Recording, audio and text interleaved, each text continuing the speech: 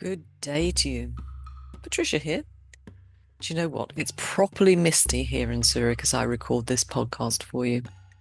You can hardly see your hand in front of your face. What I would call a proper poetry day.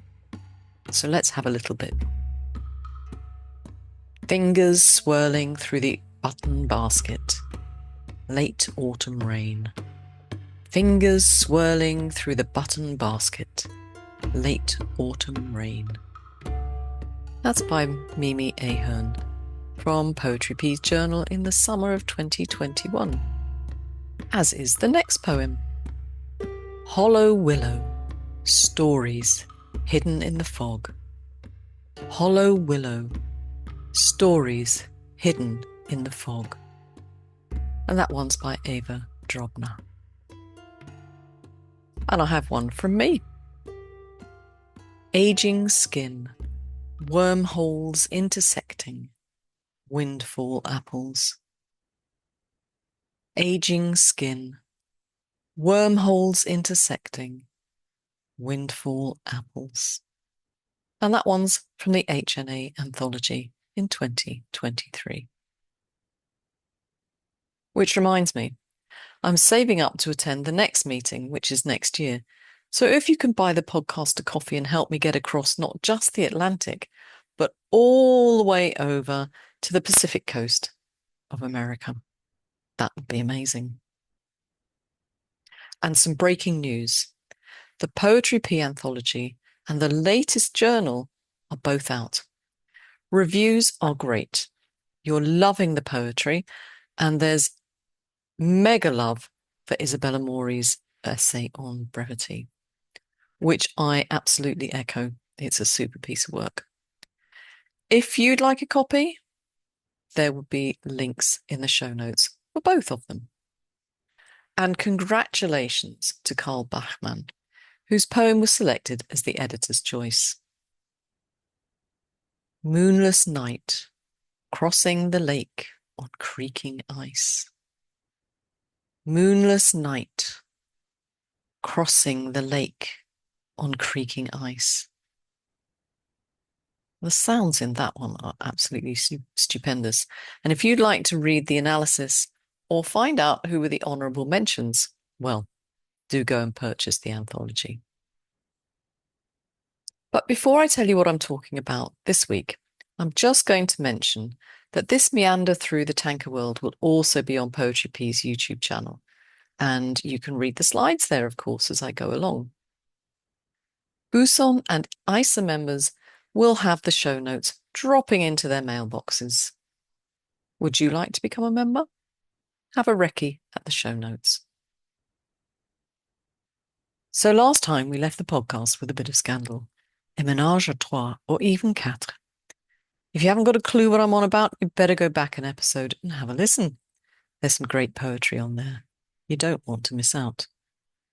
But to summarise, last week I was reading the poetry of Yosano Akiko, a controversial character and a highly admired poet. Well, eventually a highly admired poet. She wasn't appreciated initially. As a young woman, she moved to Tokyo to initially live with Tekan, her future husband, who at the time had a common-law wife and child. If you remember, I said that there was another woman in this relationship, Yamakawa Tomiko, and she too was in love with Tekan in the early days of his relationship with Akiko.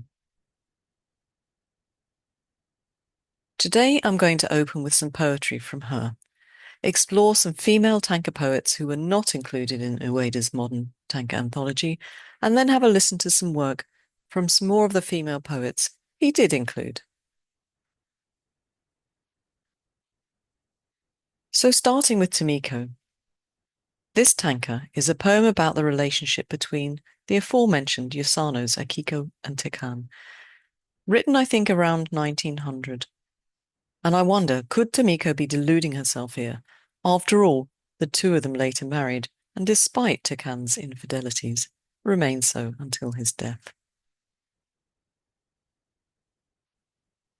The lady flower and the gentleman flower, just going to seed and resenting each other, is what I saw in autumn in Kyoto. The lady flower and the gentleman flower, just going to seed and resenting each other, is what I saw in autumn in Kyoto. Yamakawa Tomiko, translated by Nicholas Albertson. Each of the trio had a nickname. Tomiko's was White Lily, which apparently symbolizes love and conveys a sense of purity with Christian overtones. And you often see evidence of those Christian overtones in her work. Don't you know the evening breeze that breathes dew on the lily has imparted the voice of God to the flower? Don't you know the evening breeze that breathes dew on the lily has imparted the voice of God to the flower?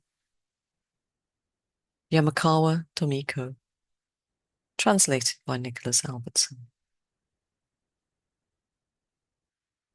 Now, Tomiko's father was not best pleased at the state of his daughter's love life, and insisted that she leave this menage a trois and marry another gentleman. More of that in a little while. But knowing this, let me read you this poem, one of Tomiko's Tanka, written around the time that she was forced into a marriage. I leave all the scarlet flowers for the woman I love, and hiding my tears from her, I pick the flower forgetfulness.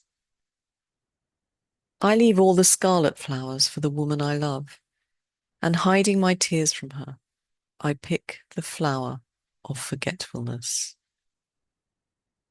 Yamakawa Tomiko, translated by Kenneth Rexroth and Ikuko Atsumi. The man Tomiko married had been working in the Japanese Foreign Office in Melbourne for some time. He was actually severely ill from tuberculosis when they wed, but Tomiko's family probably weren't aware of that, because they had a medical certificate saying that there was no medical reason that the wedding should not go ahead. So the two of them married formally in 1901, and she went to live with her husband's family. But she wasn't happy. Up to that point, she'd been active in the new poetry movement and a regular contributor to Myojo, or Morning Star, which was Yosan Tekan's magazine. But her husband and his family didn't approve of this, and she wasn't able to contribute whilst married to him. In fact, we know from a PS in a letter she sent to Yosano Akiko that she was even forbidden to subscribe to the journal. Please show me your Myojo this month when you finish reading it, she wrote. Her husband died in December 1902, and Tomiko was free to continue with her poetry and her education. And she began a project with Yosano Akiko and Masuda Masako, Koi Goromo, or Love Clothes, which was published in 1905. And incidentally, it also got her suspended from university because the university had a ban on the writing of love poetry. Who knew? It probably didn't help her cause that she was also an outspoken critic of Ryosai Kembo, which translates as good wife, wise mother, and was an ideology that justified and rationalized the division of labor by gender in the manner of men work while women do the housework and raise the children. I probably would have been on the barricades with her, to be honest. Unfortunately, Tomiko became ill with tuberculosis herself and died in 1908 at the age of 29. She left behind her poetry, obviously, and I think we're going to see that she had potential to become one of the premier Tanka poets of all time, let alone her era. Some Tanka about her marriage. Though I am a girl with hot blood, handed a suicidal dagger for the honor of samurai family, what should I say to my father? Though I am a girl with hot blood, handed a suicidal dagger for the honor of samurai family, what should I say to my father? Yamakawa Tomiko, translated by Tanaka Mitsuko. Pain and struggle of a little mouse who has fallen into a trap. I have realized that a human also has to suffer from the same grief. Pain and struggle of a little mouse who has fallen into a trap.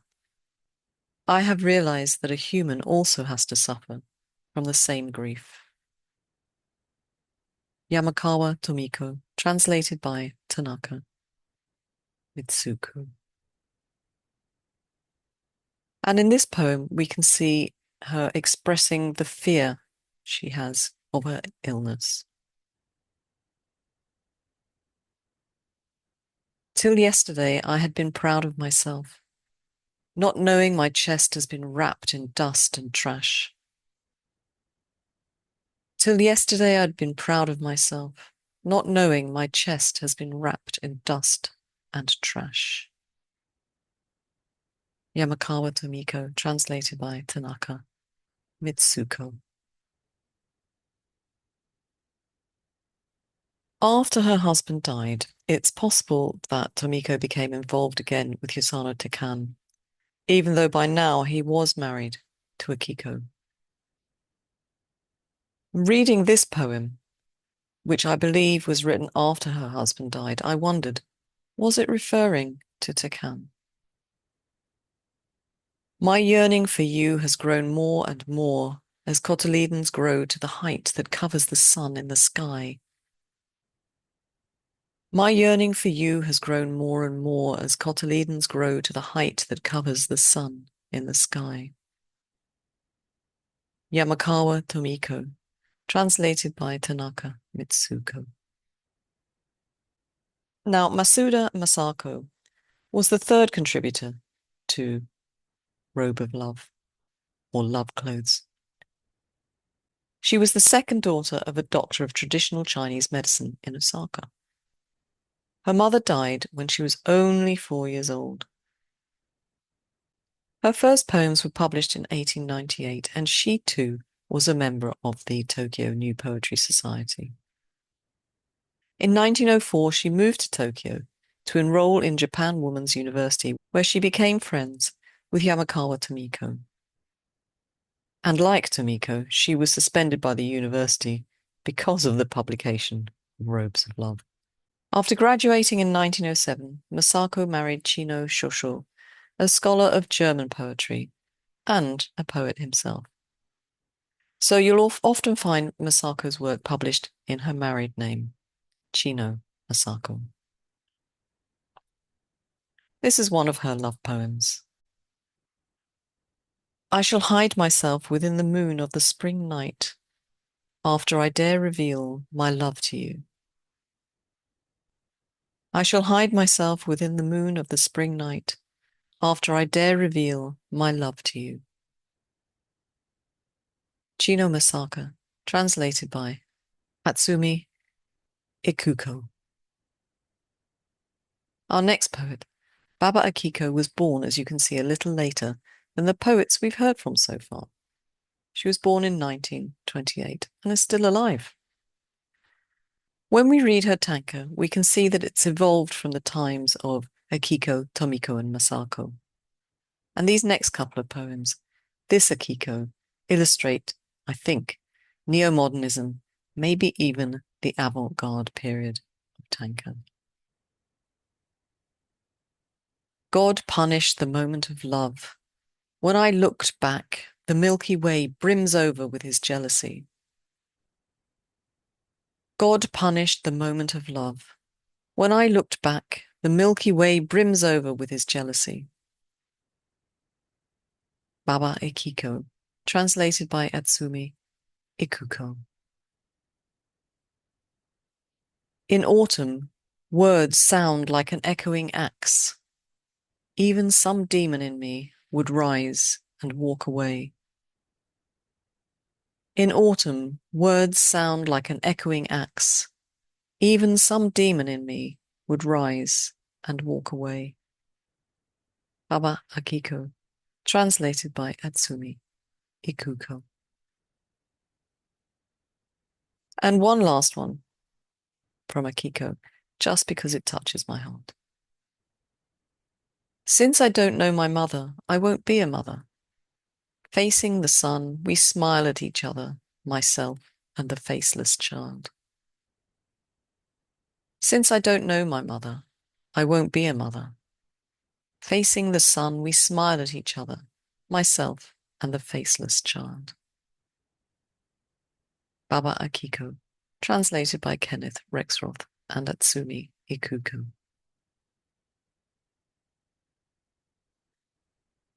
In last week's podcast, I told you that Ueda chose the poets in his anthology of modern Tanka in order to illustrate the phases of Tanka as he saw them. That he hoped the anthology would inspire others to continue his work and put together their own versions. At the time, I felt I didn't have the knowledge to put together an anthology of modern Tanka. But you know what? It might not be too long before I'm ready. Maybe that's a project for next year or the year after. So now it's time to hear from some of the women Ueda did feature in his anthology. We've heard from one already, Yosana Akiko, but who else did he feature? Well, Okamoto Kanoko. In common with the women we've met so far, Kanoko was the offspring of a wealthy father and highly educated. She also had a whiff of scandal around her life. She eloped with one of her boyfriends, but didn't marry him. Instead, in 1910, she married Okamoto Ippai, an artist, and went on to have 3 children. She was a restless soul and continued to see other men, one of whom lived with Kanoko and her husband. And in 1929, when Kanoko, her husband and son went to Europe, she took 2 boyfriends with her. In his anthology, Ueda suggests that her behaviour caused her guilt, which in turn led to mental breakdowns. I don't know. I'm not entirely convinced by that argument. What do you think? But I do wonder if the following poems illustrate her state of mind during some of her breakdowns. My mind, shattered in thousands of fragments, wishes to spend this whole day on a boat, drifting with the river stream. My mind, shattered in thousands of fragments, wishes to spend this whole day on a boat, drifting with the river stream. Okamoto Kanoko, translated by Makoto Ueda.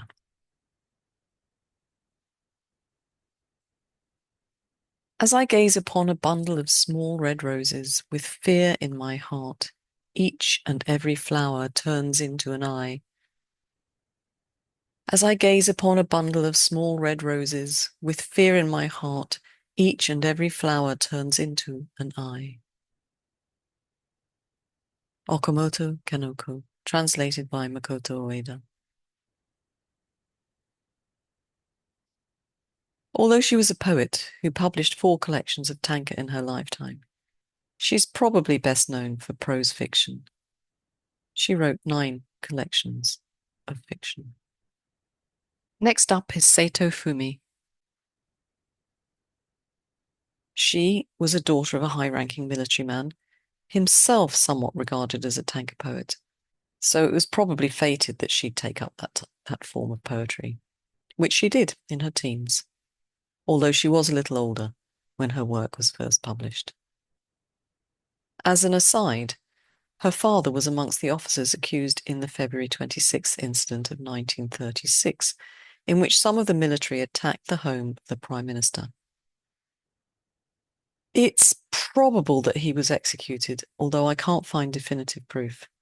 Certainly, some of the officers involved faced a death sentence. Anyway, Saito Fumi continued to write her tanka, and in the year of her death, that's 1997, was awarded the position of Meshiudo, which I believe is similar to that of the poet laureate, and was awarded that position by the emperor, so she wasn't tarnished by her father's reputation.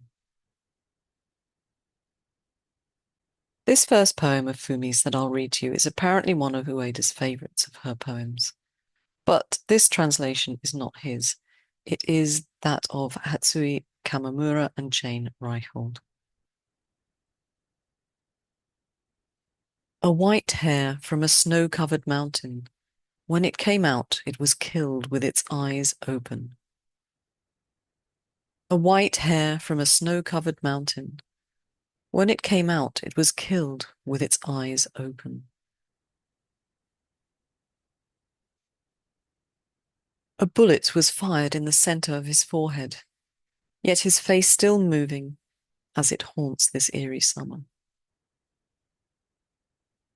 A bullet was fired in the center of his forehead, yet his face still moving as it haunts this eerie summer.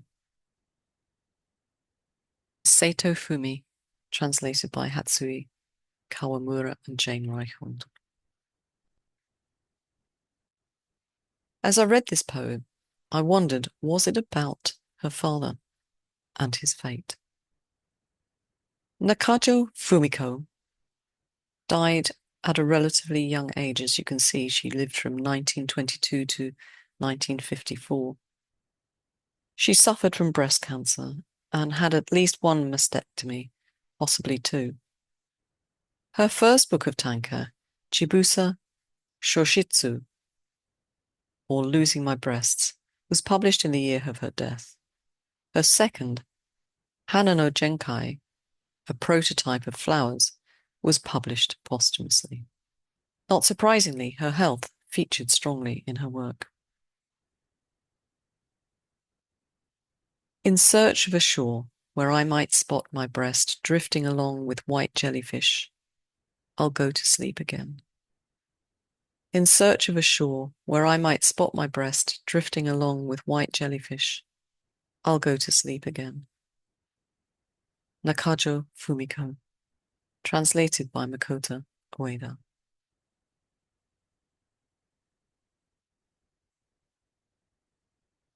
That hill, shaped like the breast I have lost, will be adorned with dead flowers in winter.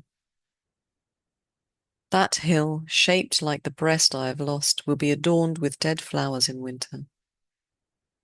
Nakajo Fumiko, translated by Makoto Ueda. And you might be interested to know that there was a film made of her life, but sadly, she was not alive to see it. I'll put a link to the YouTube version with English subtitles in the show notes if you want to follow that up. Now, Ueda featured one more female poet, but I'm going to save her work for next week. Her name? Tawari Machi. Thank you for joining me today. I sincerely hope you've enjoyed our romp through some female Tanka poets. They have a lot in common, but I hope I've whetted your appetite to go and do some research into their lives so you can find out the various complexities of their individuality. And if you haven't written your Tanka for the submission period, get cracking. Time is against you. And of course, many of you are not going to be listening at the time of publishing, in which case, nip over to the website and check out the submission agenda. And of course, have a look at the Poetry P YouTube channel and add your poems to the video prompt. So that's it. Thank you again for joining me. And a little reminder, if you can support the podcast, there will be links in the show notes to buy me a coffee. I'll see you next week for more Tanka, but until then, keep writing. And don't forget, there'll be a few other bits and pieces apart from buy me a coffee in the show notes. Do go over and have a look. Ciao!